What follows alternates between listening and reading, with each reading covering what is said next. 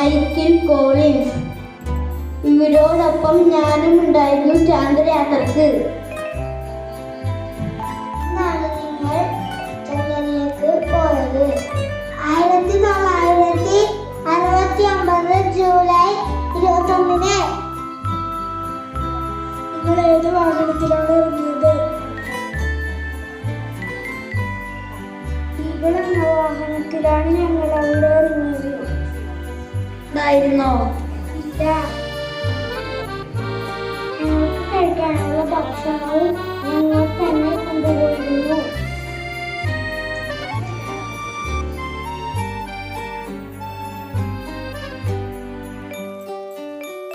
ഭക്ഷണത്താൽ അതിനോട് ചേർന്ന് കിടക്കുന്ന മറ്റ് ജ്യോതിർവസ്തുക്കളും ചേർന്ന സമൂഹത്തിനാണ് സൗരയൂഥം എന്ന് പറയുന്നത്.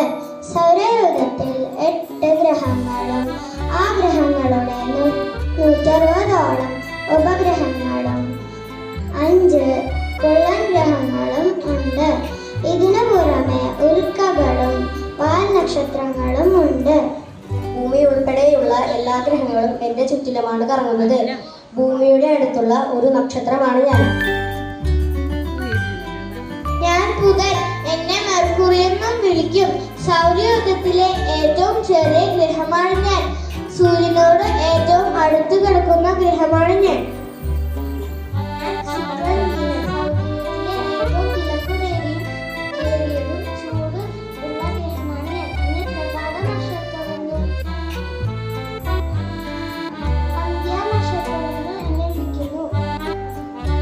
ഭൂമി, നിങ്ങൾ താമസിക്കുന്ന ഗ്രഹമാണ് ഞാൻ. സൗരയൂഥത്തിലെ മനുഷ്യവാസമുള്ള ഒരേ ഒരു ഗ്രഹമാണ് ഞാൻ. ചന്ദ്രൻ, ഭൂമിയുടെ അടുത്തുള്ള ഒരേ ഒരു ഉപഗ്രഹമാണ് ഞാൻ. ഭൂമിയുടെ ചുറ്റും ഞാൻ കറങ്ങുന്നു. ഇന്ന് എന്റെ ദിവസമാണ്. അതുകൊണ്ട് ചുവന്ന ഗ്രഹം എന്നറിയപ്പെടുന്നു. മംഗളൻ എന്ന പേരിൽ ഇന്ത്യ എന്റെ അടുത്ത് വന്നിട്ടുണ്ട്. ഞാൻ ജൂപ്പിറ്റർ, സ്പേസിലെ ഏറ്റവും വലിയ ഗ്രഹമാണ് ഞാൻ.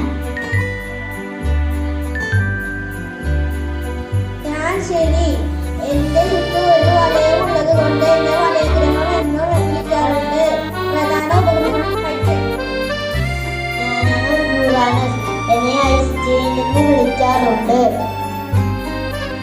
ഞാൻ നെപ്റ്റ്യൂൺ, സൂര്യന്റെ ഏറ്റവും അകലെയുള്ള ഗ്രഹം.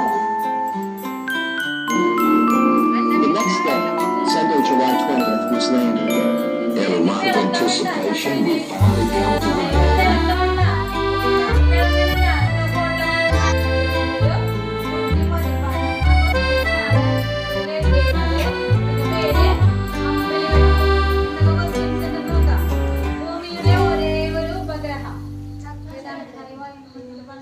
ഭൂമിയുടെ ഒരേ ഒരു ഉപഗ്രഹം ഏതാണ്? ചന്ദ്രൻ. ചന്ദ്രനിൽ ആദ്യം